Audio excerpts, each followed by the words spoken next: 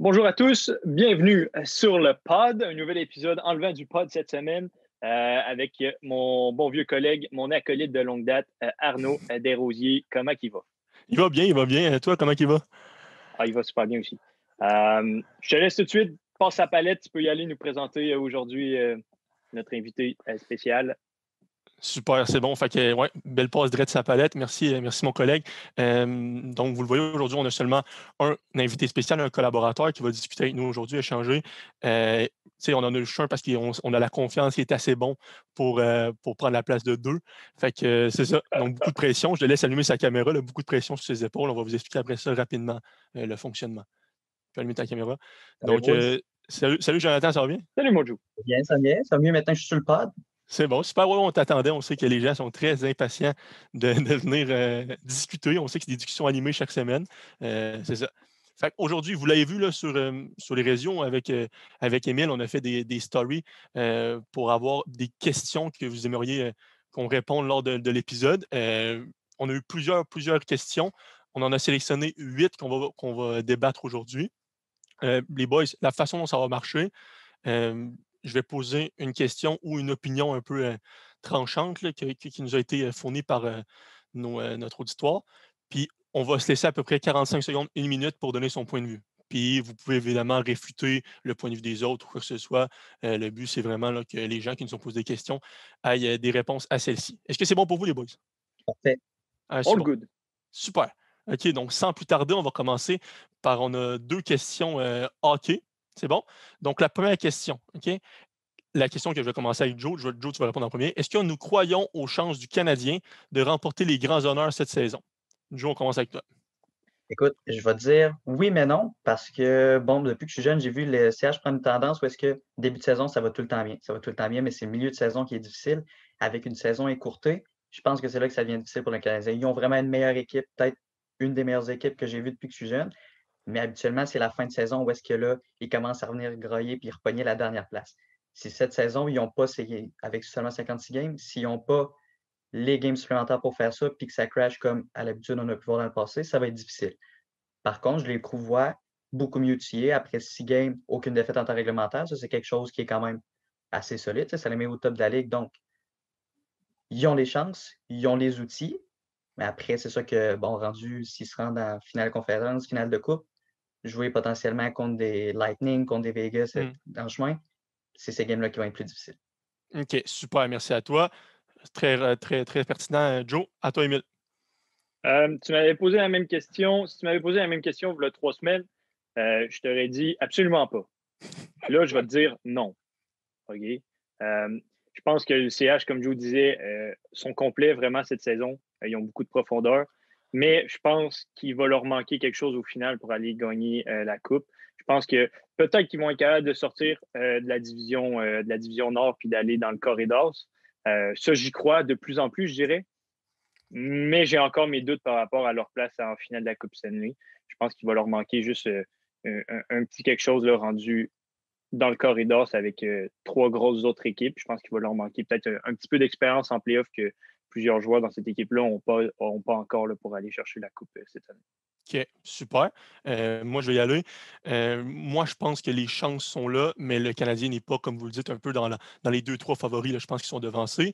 Mais ce qui me fait croire que les chances sont quand même présentes, comme vous l'avez dit, ils ont une profondeur à l'attaque, je pense, qui rend jalouse pas mal toutes les équipes de la Ligue. Mais le problème, c'est qu'ils n'ont pas un joueur game breaker, un McDavid, un Matthews, des joueurs qui peuvent venir faire un peu la différence à eux seuls. Mais leur équilibre est vraiment incroyable. On a vu pour l'instant, la saison est très jeune, mais c'est l'équipe qui a marqué probablement, il a marqué le plus de buts depuis le début de la saison. Leur défense, c'est pas une défense qui est flashy avec des joueurs spectaculaires, mais c'est une défense des gars robustes, Edmundson, Sherratt, etc. Puis devant le filet, Carey Price, je pense que il veut gagner. Puis si on est capable de bien le protéger là, devant le filet, il va être capable d'amener son équipe à un autre niveau. Puis qui sait, peut-être en finale de la Coupe Stanley, mais je vous rejoins, je suis assez d'accord avec vous, les boys. Fait que super, c'était notre première question. On s'en va un peu dans une voie différente. Là, récemment, on a eu droit au championnat mondial junior. Il y a plusieurs joueurs là-dedans qui sont des futurs espoirs de la Ligue nationale, puis qui proviennent de plusieurs circuits, que ce soit en Europe, aux États-Unis ou ici au Canada. Là, on a des circuits comme la LGMQ, la OHL ou quoi que ce soit. Si, OK, vous étiez un joueur de hockey, selon vous, quel est le meilleur chemin pour parvenir à la Ligue nationale? Est-ce que c'est de jouer ici, dans la Ligue canadienne, c'est-à-dire dans la LHMQ, ou d'aller aux États-Unis pour jouer dans la NCAA? C'est quoi le meilleur chemin pour parvenir à la Ligue nationale? Émile, on commence avec toi.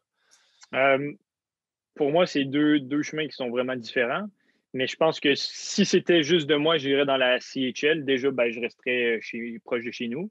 Déjà, pour moi, ça pencherait dans la balance. Mais aussi, je pense que dans la CHL, on joue 68 matchs, qui est beaucoup plus que dans la NCAA. Je pense que pour le développement, avoir plus de matchs serait mieux. Pour moi, ce serait ça aussi avec beaucoup de joueurs là, qui peuvent venir de l'extérieur en CHL. On en voit un peu moins des joueurs qui viennent de l'extérieur en NCAA. C'est souvent plus des Canadiens et des Américains. Alors qu'en CHL, on voit beaucoup d'Européens là, avec le repêchage européen d'ailleurs de la CHL là, Ouais. qui viennent qui viennent ici. Fait que moi, ce serait ça pour moi. OK, super. Joe, à toi. Moi, j'ai eu un peu le même raisonnement qu'Émile, là aussi, tu sais, le 68 matchs dans la LHJMQ comparativement à littéralement la moitié NCAA pour 34. C'est chaud un peu. Je pense que je suis zéro un joueur de hockey, mais je pense que si je n'étais un, par contre, je serais peut-être plus allé sur le chemin de la NCAA parce que veux pas. D'un, tu es plus stable parce que dans la NCAA, tu n'as pas le droit de faire des échanges. Fait que tu sais que tu vas rester Mmh. loté, tu peux t'établir, tu vas vraiment prendre ton temps. Puis aussi, une autre affaire qui est quand même assez importante pour moi, c'est que si ça ne marche pas, à la GMQ, NCAA, puis tu n'es pas capable de prendre la LNH, qu'est-ce que tu fais? La NCAA, je pense qu'au niveau des études, quand tu as des bourses, c'est quelque chose de beaucoup plus solide. Puis en plus, ben, tes études, tu les fais en anglais. Donc, ça te permet d'être plus international puis plus reconnu après, si ça ne marche pas. Au total, si ça marche, je pense que c'est deux chemins qui sont assez semblables. Puis ça dépend vraiment de l'athlète. OK, super, ouais, je suis entièrement d'accord avec toi. Moi, je vais aller un peu dans le sens, contraire, tu sais, d'Émile. Moi, ce serait plus la NCAA que je pense qu'il offre un meilleur chemin, qui est le meilleur chemin pour se rendre à la Ligue nationale, à cause justement du 34 matchs, là. Ça fait en sorte que quand tu as 16-17 ans, je pense que si tu es surtaxé à jouer 61 matchs dans un court laps de temps, 34 matchs, tu as plus de temps pour travailler au gym, tu as plus de temps pour, tu sais, plusieurs autres choses qui font en sorte que tu peux plus t'entraîner, plus te pratiquer et tout. Fait que je trouve 68 matchs, c'est trop. Après ça, c'est un programme qui est différent. Tu sais, c'est des joueurs qui sont, comme Joe a dit, qui sont toujours ensemble, c'est qui sont soudés, qui sont capables d'apprendre un peu selon le programme américain. Je trouve ça intéressant. Puis dernière chose, je pense que pour les équipes de la Ligue nationale, tu sais, c'est beaucoup plus facile de prendre un joueur de la NCAA que de la LHMQ parce que tu as 4 ans pour la NCAA, tandis qu'un joueur de la LHMQ, tu as 2 ans, parce qu'au bout de 2 ans, il devient automatiquement professionnel, il perd son statut de joueur amateur. Donc, je pense que si j'étais un joueur de hockey, j'en suis pas un tout comme vous deux, là, je choisirais l'avenue des collèges américains. C'est ça pour cette question-là. Merci. OK, désolé complètement, là, mais la première question nous a été parvenue de William McMahon et la deuxième question est parvenue de Thomas Desrosiers. C'est bon, fait que je voulais juste vous dire, là, j'ai oublié de mentionner de qui prenait les questions. OK. La prochaine question provient de Philippe Blouin. C'est bon. C'est une question portant sur le basketball. Donc, selon vous, qu'est-ce qui manque aux Raptors cette saison comparativement à l'année dernière ou même à l'année d'avant où ils ont eu des saisons là, victorieuses? Joe, on commence avec toi.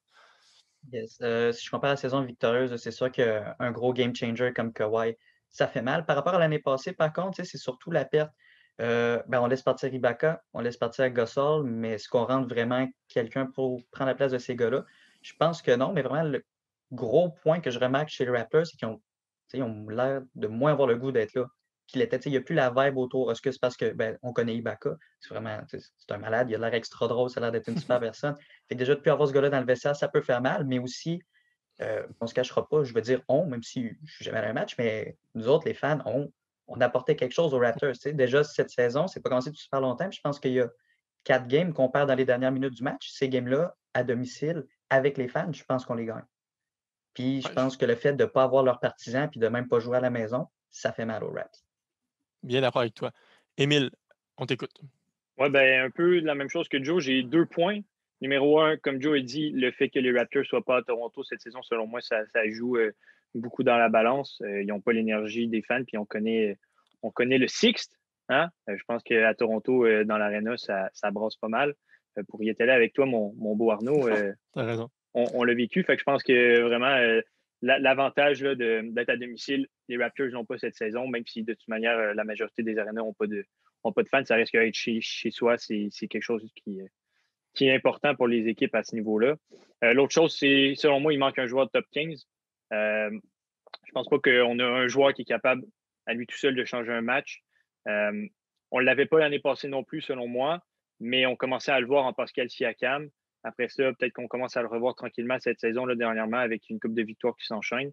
Mais je pense qu'il manque vraiment un joueur qui doit s'établir à Toronto comme étant un joueur top 15 qu'on n'a pas là, depuis le départ de Kawhi. Voilà.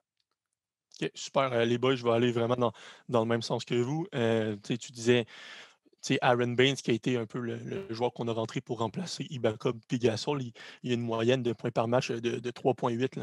Donc, c'est vraiment peu. Après ça, défensivement, Gasol apportait beaucoup. Il était moins sur la feuille de pointage, mais Ibaka apportait énormément aussi là, à l'autre bout du terrain. Puis 3,8 points par match, c'est pas assez. On sait que Chris Boucher, lui, met plus de points, mais défensivement, Boucher, c'est ce qui est plus compliqué.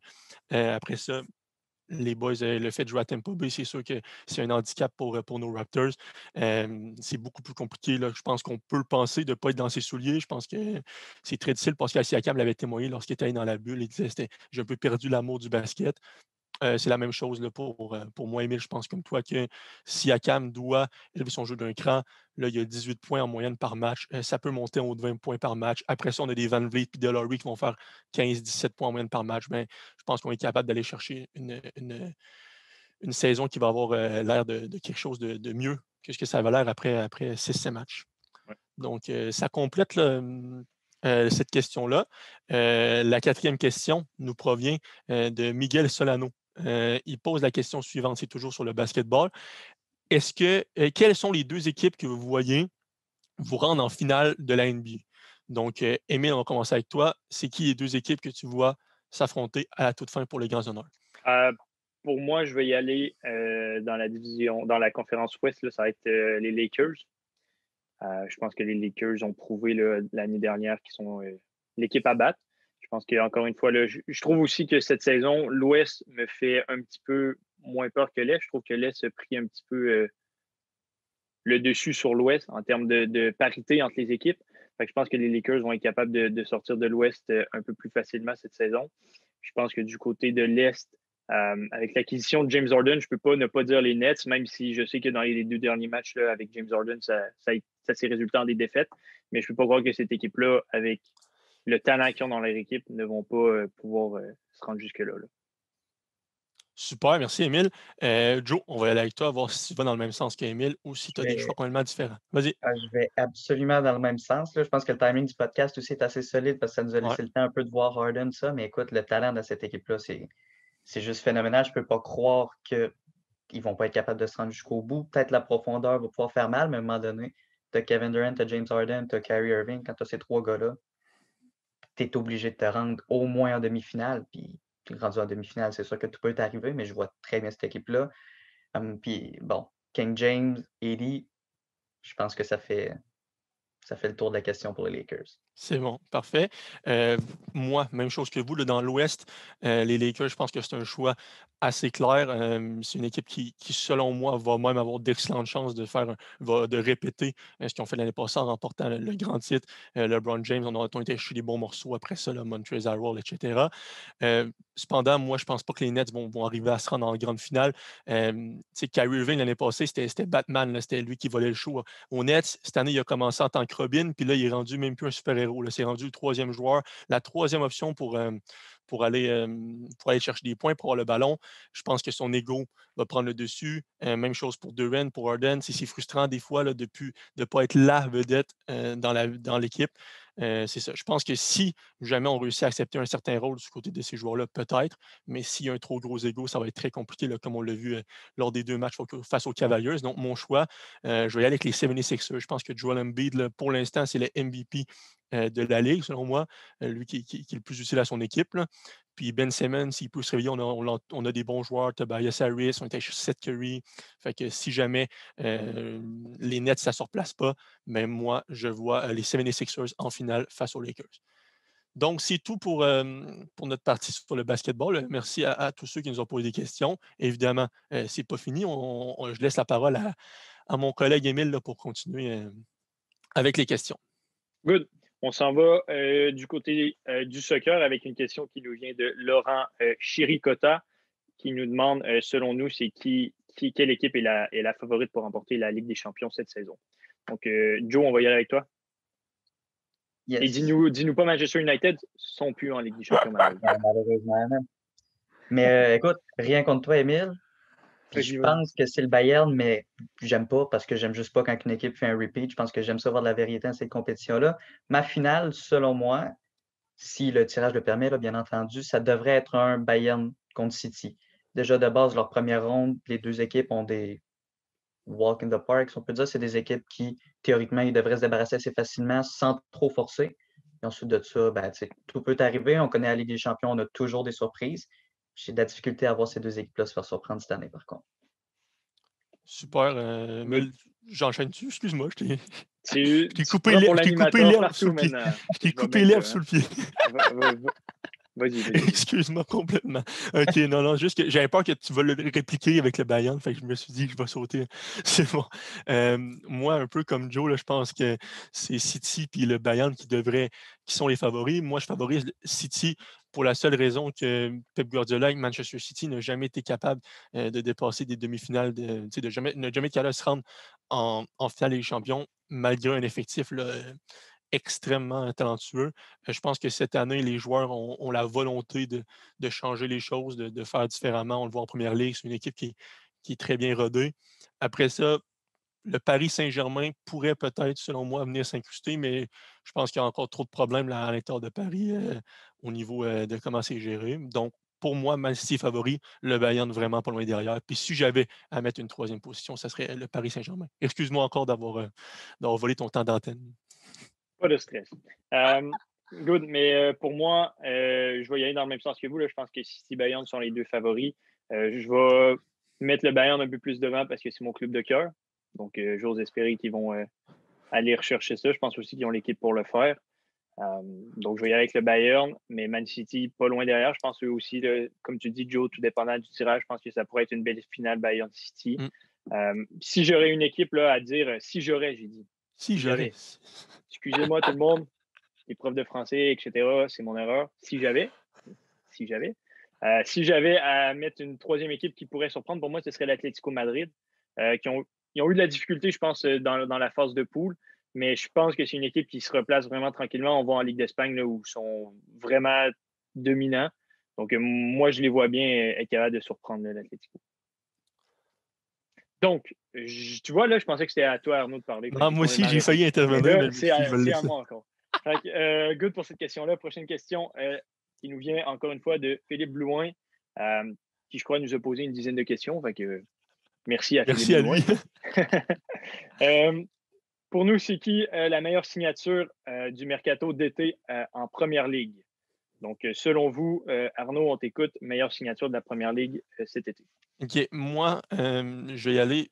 La meilleure signature pour moi, c'est Diogo Jota, qui est provenu là, de Wolverhampton, qui a signé à Liverpool. Lorsqu'il est arrivé, on ne l'a pas beaucoup fait jouer. Dès qu'on s'est mis à le faire jouer, il a marqué des buts à pratiquement chaque match. Il a marqué un triplé en Ligue des Champions contre Atalanta, etc.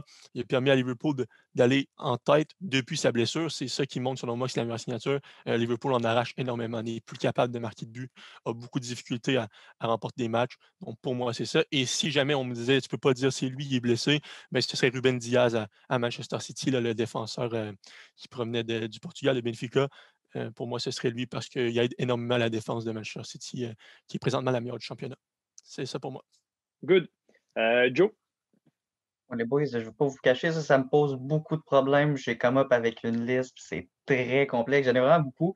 Ruben Dias, assurément, sorti. Je veux dire, la défense de City a été changée. Puis, même à l'absence d'Aymeric Laporte, qu'on ne va pas se cacher, c'est un défenseur qui est gigantesque.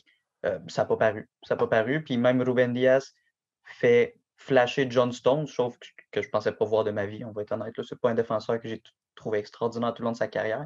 Mais là, il flash. En plus, il marque des buts. Diaz, il est juste spectaculaire. Je veux quand même donner une petite mention spéciale à Wesley Fofana à Leicester, qui vraiment, s'ils sont si hauts dans le classement, c'est à cause de son brio défensif. Tout jeune, 20 ans, il va que prendre de la valeur s'il décide de le revendre, puis sinon, ça va être un super joueur. Et mon dernier shout-out, ça va être pour Ollie Watkins, qui vraiment est carry avec Villa, combiné avec Grealish. C'est juste merveilleux de les voir aller. C'est un des meilleurs attaquants. Un attaquant prolifique, mais pas nécessairement efficace non plus, parce qu'il manque beaucoup de chance. Mais écoute, ils sont aussi hauts, ils sont capables de compétitionner. C'est grâce à ce gars-là en partie. Dommage, je chatonnais un peu à 20 000. Dommage que Wesley Fofana jouait avec William Saliba à Saint-Étienne. Malheureusement, Saliba n'a jamais fait ses preuves à Arsenal parce qu'on ne veut pas le faire jouer. C'est tout ce que j'avais à dire. C'est beau. Merci Joe. Merci Arnaud pour la belle intervention. Moi, pour mon côté, la meilleure signature va être Rames Rodriguez. Là, un peu comme j'ai expliqué lors du dernier pod, je trouve que Rames a été capable d'amener quelque chose à Everton. Vraiment de bien. Je trouve que depuis que Rames est arrivé à Everton ont vraiment step up. On l'a vu aussi avec la blessure là, qui est arrivée à Rames là, dernièrement. Everton ont baissé un peu de régime, mais là, avec son retour, je vois que tranquillement, là, Everton reprend du mieux. Donc, pour moi, Rames est la meilleure signature du mercato d'été. Pour l'instant, mais vas-y. Je trouve ça dommage, par exemple, parce que Rames est toujours hanté par les blessures, là, comme on en a parlé la semaine dernière avec nos collaborateurs. Puis on dit en anglais the best quality is availability. La meilleure qualité, c'est d'être disponible. Puis c'est dommage, cette qualité-là, Rames semble ne plus l'avoir. Donc, c'était mon petit grain. Mais je pense que oui, mais en même temps, quand Rames est en santé, c'est pour moi un des meilleurs joueurs à sa position. Oui, 100%. Après, c'est sûr que les histoires de blessures, ça hante beaucoup de joueurs. Donc, je pense que c'est normal aussi à ce niveau-là. Là, puis avec les conditions présentement que les joueurs jouent quasiment tous les 3-4 jours, là, les blessures, c'est sûr qu'ils vont arriver. Là. Ouais. Good. Donc, terminé pour notre partie soccer. On va y aller dans notre dernier segment qui va être le segment football avec une question qui nous vient directement de Miloš Tubiš. On le salue, Emile, on le salue. Miloš, ça te fait un shout-out. Question de Miloš, à savoir si les Steelers de Pittsburgh, donc au football, là, je rappelle, est-ce que les Steelers de Pittsburgh ont été bons cette saison? Est-ce que c'était un bon club cette saison ou bien est-ce que c'est simplement une saison de chance, je pourrais dire? Donc, je vous écoute là-dessus. On va y aller avec Joe. J'ai pris un peu de temps pour analyser la saison des Steelers, puis je vais te dire même réponse que tantôt, je vais dire oui, mais non. Oui, c'est une bonne équipe parce que veut pas, c'est des professionnels. Tous les gars sont là pour gagner, puis l'orgueil prend le dessus, surtout dans ce sport-là. Mais est-ce qu'ils ont été chanceux? Je pense que oui. Si je regardais leur calendrier, ils n'ont jamais joué d'équipe gigantesque en début de saison. Leur premier vrai défi, puis désolé, même si je ne considère pas les Eagles comme un vrai défi, Emile. C'est pour ça. Désolé pour ça, mais pas tant un défi. Mais leur premier défi, en guillemets, ça aurait dû être les Browns, qui ont joué sans Chubb, qui est quand même assez phénoménal dans cette équipe-là. Puis aussi, si je ne me trompe pas, là, je m'avance peut-être un peu parce que je vais de mémoire, mais je pense aussi que c'est le match où Odell s'est blessé. C'est peut-être l'autre après, mais c'est dans ce coin-là, donc c'est sûr que ça peut faire mal si jamais c'est ce match-là. Sinon, après, c'est les Titans qui n'ont pas un quarterback qui est up to level, selon moi. Sinon, après ça, c'est que des formalités. Puis ensuite, on l'a vu, ça fait bizarre de parler de ça, mais on l'a vu sur TikTok aussi. Je pense qu'on voit Juju Smith-Schuster qui était plus concentré à danser qu'à jouer. Puis je pense que toute l'équipe a commencé à prendre la ligue de haut parce que, si je ne me trompe pas, je pense qu'ils ont enchaîné 11 victoires de suite. Ils ont commencé à prendre la ligue de haut. Puis on regarde leur dernier match, c'est 5 défaites en 6 matchs. Et leur victoire dans ces matchs-là, c'était contre les Colts. Ce qui va de soi, selon moi. OK. Merci, Joe. Mais je veux juste savoir, là, tu nous parles de Nick Chubb parce qu'il est dans ton pool ou? Oui, ça m'a fait mal quand il n'était pas là. Sinon, je faisais les séries et je raflais les grands honneurs. Encore une fois, dois-je mentionner. Qui a raflé les grands honneurs? Pardon? OK, non. C'est bon. Pour ceux qui nous écoutent à la maison, c'est moi qui ai raflé les grands honneurs, donc je me félicite. Arnaud, vas-y avec toi. OK, super. Moi, je vais revenir vers le sujet. Comme Joe l'a dit, on a commencé la saison un peu de façon facile. On a joué, oui, on a quand même battu les Ravens 2 fois. Une fois, c'était EG3 qui était carrière. C'est plus le EG3 de 2012. Là, je m'excuse, mais on a battu les Titans. Je pense que ça, c'est quand même pas mal. Puis les Browns. Après ça, c'est vraiment les 4 grandes équipes qu'on peut ajouter à notre tableau de chasse. Je pense qu'on s'est un peu enflé la tête. Puis lorsqu'on a perdu contre le club de football de Washington, qui a été notre première défaite de la saison, ce qui est plutôt pitoyable, même si on réussit à faire les séries, on s'est fait surprendre par une équipe, je pense qu'on a pris de haut. Et là, ça a vraiment ramené tout le monde sur terre. Puis ça a été compliqué. Les joueurs jouaient en manque de confiance. Les receveurs de Big Ben échappaient des passes. Puis l'attaque au sol était tout simplement inexistante. C'est la pire attaque au sol de la NFL. Il y avait en moyenne, par match. Pire jeu au sol, c'était 84 verges, c'est ce que j'ai noté. 84 verges de jeu au sol par match, ce qui est complètement minime. Donc, c'est ça pour moi. On a été bon, oui, le calendrier a été favorable, mais dès qu'on a perdu un match, la confiance a chuté comme ça, net frais de sec, comme on dit, puis ça n'a pas bien été par la suite. Donc, je pense qu'il y avait une bonne défensive, mais une attaque qui n'était pas très dynamique. C'est tout. Ouais, exact, mais moi, c'est exactement dans le même sens que toi, Arnaud. Je trouve que les Steelers ont très bien commencé la saison. Là, on ne se cachera pas, avec un calendrier peut-être facile, sauf le match contre les Eagles, là, qui était, je pense, pour moi, c'était un aperçu du Super Bowl. Après, les choses ont fait en sorte que il y a autre chose qui sont arrivées, là, mais quoi qu'il en soit, là, je pense que les Steelers ont vraiment bien commencé la saison avec un calendrier un petit peu plus avantageux. Malheureusement, dès qu'ils ont eu leur première défaite, comme Arnaud l'a expliqué, je pense que ça a été la coupure là, dans leur saison qui a fait en sorte que tout a chamboulé complètement. Puis, mais je crois que les Steelers, pour répondre à la question, je crois que les Steelers ont été bons jusqu'à un certain point où on ne peut pas dire qu'ils ont été mauvais. Ils ont quand même gagné, je crois, c'est 11 matchs. 11 victoires, 5 défaites, je crois. Je pense qu'ils sont 12-4, mais ouais, probablement, c'est dans ce coin-là. Dans ce coin-là, 11 ou 12, mais je ne sais pas par cœur, mais en tout cas. On ne peut pas dire que cette équipe a été poche en enfilant plus de 11 victoires ou 11 victoires. Un club ne peut pas être poche dans la NFL en faisant ça. Donc, pour moi, les Steelers ont été bons cette saison, mais n'ont pas été bons quand il fallait l'être. C'est ça que je dirais. Donc, voilà. Sur ce, dernière question qui nous vient encore une fois de Philippe Blouin, à savoir qui est notre Rookie of the Year dans la NFL. Arnaud, on t'écoute. OK. Pour moi, la recrue de l'année, c'est un choix difficile. Il y a quand même plusieurs choix là, qui étaient disponibles, mais je suis allé pour le carrière, Justin Herbert là, des Chargers de Los Angeles. Herbert jouait dans une équipe qui était très, très, très moyenne défensivement, donc devait souvent revenir de l'arrière. Donc, c'est pour ça qu'il a placé une bonne fiche, mais je pense qu'il a complété quand même 67 de ses passes. Il a lancé 31 passes de toucher, 10 interceptions seulement. Donc, c'est quand même un ratio qui est relativement bon là, pour ceux qui sont moins familiers. Puis après ça, il a quand même lancé en moyenne par match 289 verges par la passe. Donc, je pense que c'est excitant, même moi, je trouve ça excitant de voir des jeunes carrières comme Justin Herbert s'amener dans la ligue. C'est ça. Puis je pense que si Joe Burrow n'avait pas été blessé, là, comme c'est arrivé cette saison, j'y aurais peut-être été sur mon petit calepin de notes au lieu de Justin Herbert, mais mon vote va à Justin Herbert des Chargers. Excellent. Joe? Yes, moi, c'était quand même assez simple. Je suis allé dans le même sens. Encore une fois, comme Arnaud disait, moi, je trouve qu'il a remis les Chargers sur la map. C'est comme une équipe qu'on ne se cachera pas. Mettons, il faut que j'écrive toutes les équipes. C'est probablement l'équipe que je vais oublier. Chargers, on les oublie un peu, mais là, avec ce joueur-là, ça les remet un peu sur la map. En regardant les stats aussi, regarde, tu les as bien mentionnés. Puis il a fini, si je ne me trompe pas, 6e dans le passing chart, mais avec une game de moins. Ayant cette game-là, s'il fait à peu près sa moyenne, il rentre dans le top 5. C'est quand même quelque chose d'assez solide ton année rookie.